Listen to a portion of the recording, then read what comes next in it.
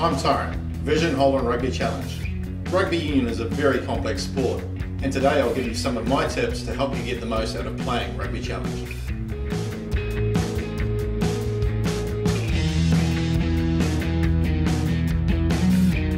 Rucks are a vital part of rugby. A successful rucking strategy will see you string multiple phases together, build pressure on your opponents, and hopefully convert that pressure into points.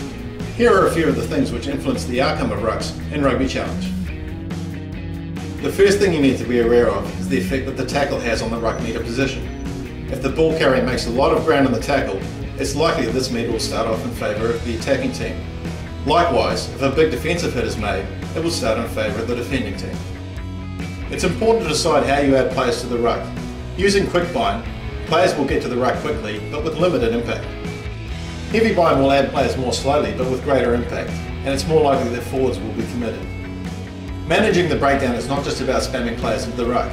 Doing so can leave you short in defence, and there's no guarantee that you'll win the ball.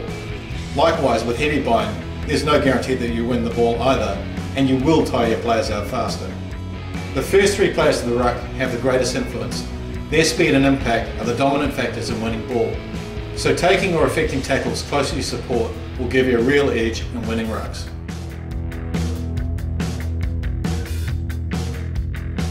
Passing is a fundamental part of rugby. Without it, rugby would be an individual sport. Here are some of my tips to help get the most out of the passing system in Rugby Challenge. Passing in Rugby Challenge is a game of risk and reward, just like a real sport. Difficult passes have a much higher chance of going to ground, so you need to be very careful about when you choose to throw a pass. Passes are more difficult when you're about to be tackled, when you're running away from your support, or when your ball carrier has low pass accuracy. On the other hand, passes are more successful when you're running in clear space, when you have support with you, or when your ball carrier has a high pass accuracy. You have a number of options for passing the breakdown. The first and most important option is passing the first five of your playmaker. To do this, hold down both pass buttons simultaneously. If you want to get the ball to a forward or another player close to the ruck, use the normal pass buttons to pass the ball one wide, left or right of the ruck. If you want to get the ball out wider to one of your backs, hold down the pass button in conjunction with one of the face buttons to get the ball out really wide. One of the most effective things you can do in attack is the draw and pass. As the ball carrier, when you're running across field, tacklers will be drawn towards you. At the same time, your support players will be looking for holes in the defence. If you can successfully draw a tackler in to tackle you and at the same time throw a pass to one of your support players, they will find big holes in the defence. This is the draw and pass.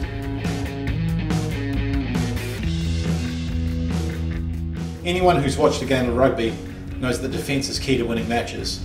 It's no different in Rugby Challenge. The key to a good defence is stopping the opposition from breaking the game line. Quickly selecting the appropriate player and the type of tackle are critical for making this happen. There are three ways to select players in Rugby Challenge. The first and most common method is to use the normal select player button. This will give you the player with the highest chance of intercepting the ball carrier. Note though that this isn't always the guy that's closest to the ball. Sometimes there are players that are faster than others. In those cases, the faster player will be chosen. The second way to select players is along your defensive line.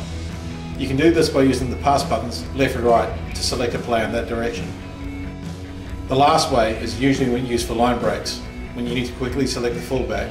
You do this by tapping both the shoulder buttons simultaneously. When you've chosen your player and manoeuvred them towards the ball carrier, you have two options for tackling, aggressive and normal. With aggressive tackles, you have a higher chance of succeeding the tackle, but you also run the risk of giving away a penalty. With normal, you have a lower chance of penalty, but you also have a lower chance of success.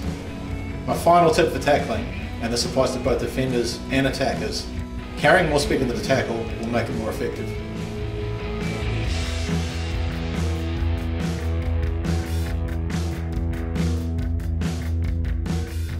Set pieces are an important part of rugby. Learning how to control them will help you control possession and control the match. Scrums are a test of timing, technique and strength. The most effective way to get the wood in your opposition is to have a really good first engagement. The timing of the first push is vital. When you're pushing in the scrum, timing is really critical. If you manage to pull off that perfect push, the bonus and rewards are huge. Practice makes perfect. Wheeling the scrum left or right is an advanced form of scrummaging. You can do this by using one stick rather than two. If you wheel the scrum to a direction that favours you, you'll control the next phase of play. Lineouts are a test of timing, accuracy and tactical skill. The direction and location of your throw are important in regaining possession. Just as important is the position of your three lineout pods. If you can get your pod ahead of the opposition's pod, you'll gain a significant advantage in terms of gaining possession. To change between pods, use up and down on the right analog stick. To move pods, use up and down on the left analog stick.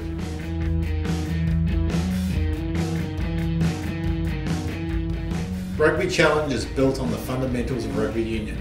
I hope you use these tips to get the most out of the game and really enjoy yourself. Thanks for watching.